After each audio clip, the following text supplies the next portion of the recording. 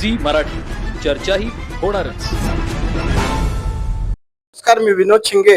आज आपण आलोय संपूर्ण जिल्ह्याचं लक्ष ठरणाऱ्या भादोली जिल्हा परिषद मतदारसंघात, ज्या मतदारसंघात सावकरांनी उमेदवारी दिली आणि डॉक्टर आरती मिलिंद हिरवे यांनी बघता बघता प्रचारात आघाडी घेतली। संपूर्ण मतदारसंघाचा दौरा केल्यानंतर आरती हिरवे यांचा विजय निश्चित असल्याचं मत जनस्वराज्यच्या सर्वच कार्यकर्त्यांनी व्यक्त केलं। त्या आरतीताई आपल्या समेत आहेत। ताई, कमी वेळेत आपण प्रचार यंत्रणेत जास्त आघाडी घेतली, सावकरांनी जो विश्वास ठेवला तो विश्वास सार्थकी ठरेल असं सर्व मतदारांचं मत आहे। याबद्दल आपण नेमकं काय सांगाल? मी एवढंच सांगेन की आपले माननीय सावकार साहेब आणि आपली पूर्ण वारणा लॉबी माझ्या पाठीशी खंबीरपणे उभी आहे आणि ह्याचं सगळं श्रेय ह्या सगळ्या लोकांनाच जात आहे, आपल्या सगळ्या कुटुंबातल्या लोकांना। मी एकटी नाही, आमची पूर्ण वारणा लॉबीज आता उभारली असं म्हणलं तर वावगं ठरणार नाही। आपण एक डॉक्टर आहात, आपण स्त्री रोग तज्ञ आहात, ठरवायचं झालं तर आपण काही करू शकला असतात, पण या राजकारणात का आलात? आमचा पेशा जो वैद्यकीय पेशा आहे तो मुळातच समाजकारण मध्ये मोडतो। जेव्हा मी आयुर्वेद ह्याच्यामध्ये हॉस्पिटलच्या माध्यमातून काम करत होते तेव्हा थोडंसं कुठंतरी वाटलं की आपण कमी पडायला लागलोय। हॉस्पिटल पुरतच आपली मर्यादित राहायला लागली लोकांपुरची सेवा। त्याच्यासाठी मिलिंद हिरवे फाउंडेशनची स्थापना केली, पण मिलिंद हिरवे फाउंडेशनला सुद्धा मर्यादा यायला लागल्या। ज्या काही शासनाच्या सुविधा आहेत माझ्या तमाम माता भगिनींसाठी ज्या मला पुरवायच्या आहेत, किंवा जे आपले शेतकरी बांधव आहेत त्यांच्यापर्यंत बऱ्याचशाच योजना ह्या त्यांच्या बांधापर्यंत मला पुढच्या ह्या 5 वर्षांमध्ये न्यायच्या आहेत आणि त्यासाठीच माझा प्रयत्न चालू आहे।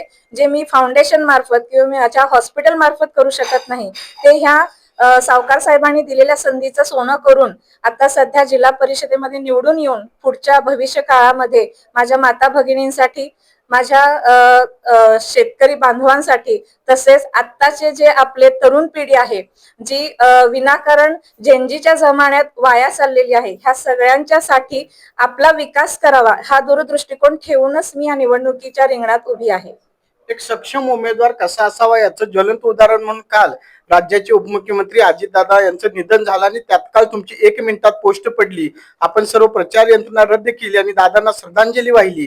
या नेमकं श्रद्धांजली आपण काय सांगाल?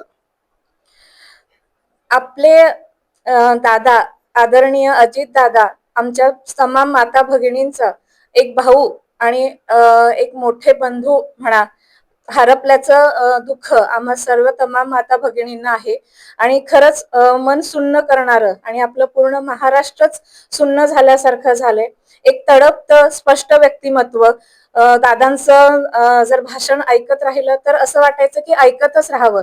आपल्या प्रत्येक जनमानसातल्या मनातली भावना दादांच्या तोंडून बाहेर पडत होती आणि तेव्हा असं वाटलं की आपला आवाजच कुठेतरी हरपून गेला आणि त्यामुळं मग काही शब्दच नाही उरले की आता अचानक असं काय झालं। जो माणूस आता शेवटपर्यंत, काल प्रत्येकाने बघितलं असेल व्हिडिओमध्ये, दादांच्या शेवटच्या क्षणापर्यंत फक्त लोकांच्या प्रती प्रेम आणि लोकांच्या प्रती काम करण्याची प्रचंड इच्छाशक्ती आणि त्याच्यामुळेच पूर्ण त्या ठिकाणामध्ये तुम्ही जर बघितलं तर सगळीकडे अस्ताव्यस्त पेपरचा सामान गठ्ठा पडला होता। ह्यातूनच कळते की दादा सगळ्या सामान्य लोकांच्यासाठी कुठपर्यंत झिजत होते की शेवटच्या क्षणापर्यंत सुद्धा त्यांच्या डोक्यामध्ये फक्त जनसामान्यांच्या लोकांच्या सेवेसाठीच ते झटत आले आणि शेवटच्या क्षणी सुद्धा त्यांच्यासोबत जनसामान्यांचीच पत्र होती।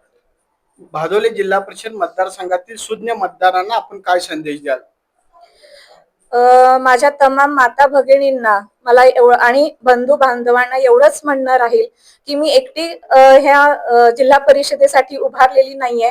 आपण सर्वजणच जिल्हा परिषद मध्ये उभारलेलो आहोत आणि हा आपल्या संघर्षाचा आणि लढाईचा काळ आहे आणि ह्या संघर्षाच्या आणि लढाईच्या काळात मी तुम्हाला फक्त एवढाच शब्द देते की जेव्हा मी जिल्हा परिषद सदस्य म्हणून निवडून येईन तेव्हा आपण सर्वजण जिल्हा परिषद सदस्य निवडून आल्यासारखं होईल आणि हे तुमच्या आशीर्वादानेच होण्यासारखं आहे आणि ह्यासाठी आपण सर्वांनी एकजुटीने प्रयत्न करूया आणि वारणा लॉबी काय करू शकते आतापर्यंत आपण करून दाखवत आलेलोच आहोत आणि ह्या वेळेला विकासाची संधी देऊन विकासाचं सोनं करायचं काम तुमच्याच हातात आहे।